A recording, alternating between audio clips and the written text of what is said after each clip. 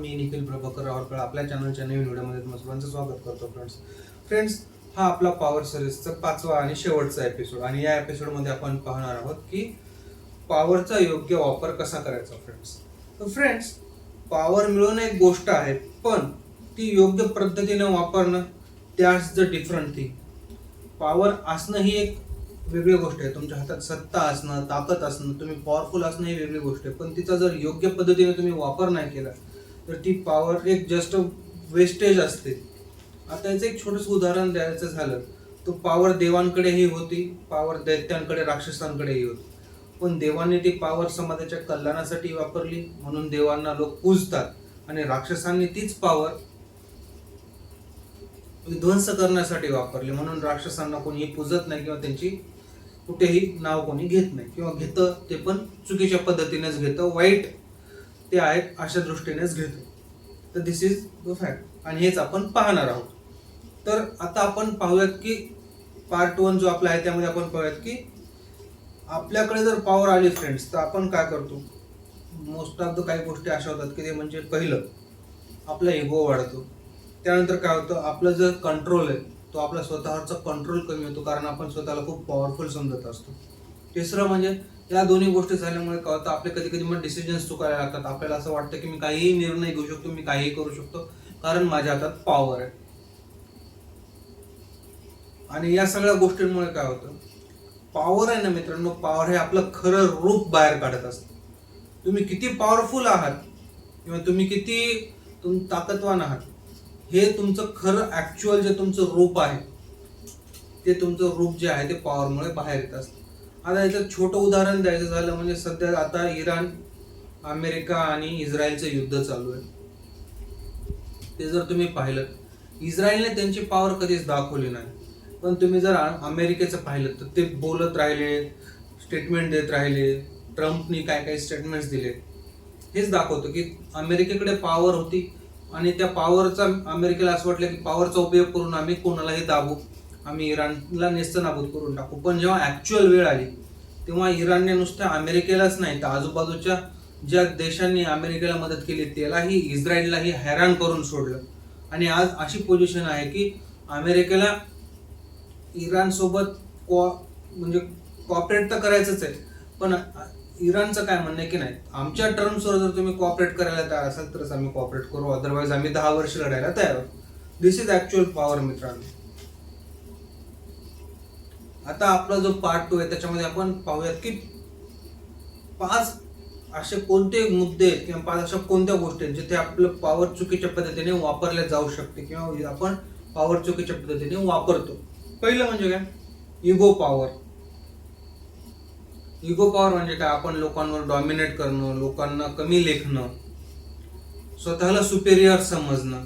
ह्या ज्या गोष्टी आहेत ह्या गोष्टी मोस्ट ऑफ तुम्ही जर ऑब्झर्व केल्या असतील तुमच्या ऑफिस प्रिमायसेसमध्ये किंवा तुमच्या कामाच्या ठिकाणी ह्या गोष्टीचा तुम्हाला अनुभव आलेला असेल, किंवा तुमच्यापेक्षा काही लोक अशी असतात की जी मोठी असतात ती तुम्हाला या पद्धतीने ट्रीट करत असतात की त्यांना खूप काही नॉलेज आहे, त्यांच्याकडे एक ॲटिट्यूड, एक इगो असतो, ते स्वतःला खूप सुपेरियर समजत असतात, बाकीच्या लोकांना दुय्यम समजत असतात. याचा रिझल्ट काय येतो मित्रांनो, याचा रिझल्ट एकच येतो, तुम्हाला त्या व्यक्तीबद्दल रिस्पेक्ट कधीच नसतो, तो रिस्पेक्ट कमी होतो आणि तुमच्यामध्ये त्या व्यक्तीमध्ये डिस्टन्स वाढतो, म्हणजे दुरावा निर्माण होतो. दुसरं, इमोशनल मिसयूज. इमोशनल मिसयूज म्हणजे काय, आपण कधी कधी इमोशनच्या आहारात जाऊन डिसिजन घेतो, म्हणजे रागात डिसिजन घेणं. Impulsive access. इम्पल्सिव्ह ऍक्शन्स म्हणजे काय, कधी चुकीच्या गोष्टी करणं, चुकीच्या पद्धतीने काहीतरी डिसिजन घेणं, ऍक्शन्स करणं. याचा रिझल्ट काय होतो, याचा रिझल्ट एकच होतो की सेल्फ डॅमेज. या गोष्टींमुळे काय होतं, आपण स्वतःलाच डॅमेज करून घेत असतो, कारण आफ्टर ऑल चुकीचे निर्णय घेणं किंवा इम्पल्सिव्ह ऍक्शन्स देणं या गोष्टीमुळे आपला स्वतःचाच डॅमेज होत असतो, आपलं स्वतःच नुकसान होत असतं. तिसरं, control over others. Control over others म्हणजे काय, लोकांना मॅनिप्युलेट करणं, लोकांवर दबाव आणणं, त्यांना फोर्स करून त्यांच्याकडून काम करून घेणं. याच्यामुळे काय होऊ शकतं, त्याच्यामुळे एक गोष्ट होती मित्रांनो, तुम्ही जिंकता पण ही काय असते, ही शॉर्ट टर्म विन असते, आणि ह्याचा तुम्हाला दुरोगामी विचार जर केला, याचा जर लॉंग टर्म विचार केला तर लॉंग टर्म मध्ये तुम्ही खूप मोठा लॉस केलेला असतो, कारण तुम्ही लोकांची मनं दुखवलेली असतात तुमचं स्वतःचं काम करून घेण्यासाठी. आणि हा लॉंग टर्म लॉस तुम्हाला कधी परत पॉवरफुल राहू देत नाही. चौथा मुद्दा जो आहे आपला तो म्हणजे ओव्हर कॉन्फिडन्स. ओव्हर कॉन्फिडन्स म्हणजे काय? मला सगळं येतं, मला सगळं माहिती, बघून घेऊ, जे होईल ते होईल. आणि ॲट द ऑल याच्यामुळे काय होतं, आपली जी ग्रोथ आहे ती थांबते. कारण आपण ओव्हर कॉन्फिडन्समध्ये जाऊन आपल्याला असं वाटत असतं की आपल्याला सगळं काही माहीत आहे, मी काहीही करू शकतो, मला सगळं येतं, मी सगळ्यातलं सगळं करू शकतो. आणि ह्या ओव्हर कॉन्फिडन्समध्ये आपण चुकीच्या गोष्टी करतो आणि या चुकीच्या गोष्टीमुळे आपल्याला सेटबॅक बसतो आणि आपण मागे येतो, आपली ग्रोथ थांबते आणि आपली पॉवर जी आहे ती लूज होते. पाचवा सगळ्यात महत्वाचा मुद्दा म्हणजे नो डायरेक्शन. मित्रांनो, तुमच्याकडे खूप जास्त पॉवर आहे, पण ती पॉवर वापरण्यासाठी जर तुमच्याकडे योग्य पर्पज नसेल, तुम्ही जर पॉवर पर्पजफुली वापरू शकत नसाल तर ती पॉवर काय कामाची? अशी पॉवर फक्त एकाच गोष्टीसाठी कामामध्ये येऊ शकते, ती म्हणजे तुमची एनर्जी वेस्ट करण्यासाठी. If your power is not having any purpose, then it is a complete waste of your energy. तुमच्यातल्या ताकदीचा, तुमच्या पॉवरचा फक्त आणि फक्त वेस्टच होणार आहे जर त्याला कुठला पर्पज नसेल तर. पॉवर असेल तर त्याचा पर्पजही पाहिजेच मित्रांनो.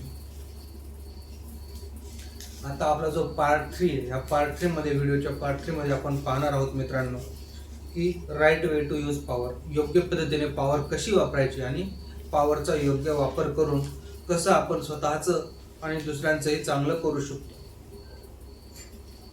फर्स्ट सेल्फ कंट्रोल फर्स्ट म्हणजे काय? स्वतःवर कंट्रोल करणं. मित्रांनो, तुमच्याकडे पॉवर आली ना तर पॉवरचा सगळ्यात पहिल्यांदा यूज आपण स्वतःवर करायचा. कसा स्वतःवर यूज करायचा? म्हणजे काय? स्वतःवर नियंत्रण मिळवण्यासाठी यूज करायचा. कधीही ती पॉवर तुमच्या डोक्यात जाऊ द्यायची नाही. त्या पॉवरमुळे तुम्हाला इगो येऊ द्यायचा नाही आणि त्या पॉवरचा लोकांना मॅनिप्युलेट करण्यासाठी यूज करायचा नाही. हे केलं आपण जर स्वतःवर संयमी राहिलो. याचं सोपं उदाहरण तुम्हाला द्यायचं झालं मित्रांनो, तुम्ही रतन टाटांचं उदाहरण घ्या. He is one of the most powerful entrepreneurs in India. पण ते एक ग्राउंडेड टू अर्थ होते. लोकांमध्ये त्यांच्याबद्दल एक रिस्पेक्ट होती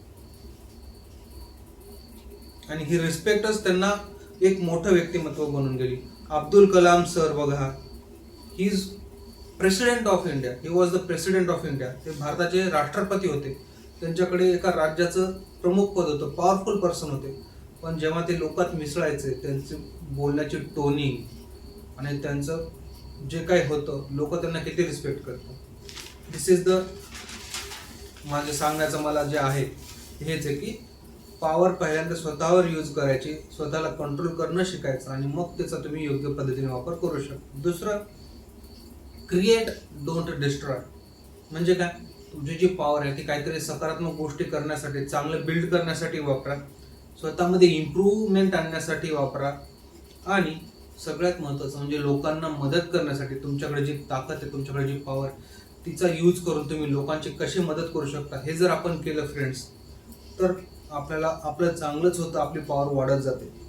डिस्ट्रक्टिव्ह पॉवर हे टेम्पररी असते, but if you use your power to help others, तर ती लोक तुमच्या कामासाठी येतात, त्यामुळे तुम्ही अजून पॉवरफुल होतो. थर्ड पॉइंट जो आपला आहे तो म्हणजे यूज पॉवर विथ अवेअरनेस. मित्रांनो, पॉवर कधीही वापरतानाही ना रिॲक्शन म्हणून पॉवर नको वापरू. एक कॉन्शियस ऍक्शन म्हणजे काय? निर्णयपूर्वक घेतलेला डिसिजन, ज्याला आपण कॉन्शियस ऍक्शन म्हणून, विचारांती केलेली कृती. योग्य विचार करून तुम्ही पॉवरचा जर योग्य ठिकाणी वापर केला तर त्याचं तुम्हाला एक योग्य आउटपुट भेटतं आणि त्याचा सकारात्मकच परिणाम आपल्याला दिसून येतो. चौथा मुद्दा, स्टे ग्राउंडेड. स्टे ग्राउंडेड म्हणजे काय? Ego control. कधीही इगो दाखवायचं नाही. Learning mindset. तुम्ही कितीही पॉवरफुल असाल, कितीही ताकदवान असाल, तरी तुमचा जो माइंडसेट आहे तो एक शिकणाऱ्या व्यक्तीचाच माइंडसेट असला पाहिजे. कारण कधी आपल्याकडे अशी म्हण आहे की माणूस हा आयुष्यभर शिकत असतो मित्रांनो. मग तुम्ही पॉवरफुल असा किंवा पॉवरलेस असा, तुमचं जर माइंडसेट लर्निंग असेल तर तुम्ही ग्रोथ करणारच, तुम्ही पुढे जाणारच आणि तुम्ही एक शक्तिशाली व्यक्ती होणारच. काय ना फ्रेंड्स, पॉवर कितीही वाढली तरी तुमचा जो ॲटिट्यूड आहे तो स्टेबलच राहिला पाहिजे. तरच तुम्ही एक चांगली व्यक्ती म्हणून, एक पॉवरफुल बट रिस्पेक्टेड व्यक्ती म्हणून पुढे येता. 5वा मुद्दा पर्पोज ड्रिव्हन पॉवर. म्हणजे काय, तुमच्या पॉवरला काहीतरी पर्पज पाहिजे, काहीतरी कारण पाहिजे ती पॉवर योग्य ठिकाणी वापरण्यासाठी.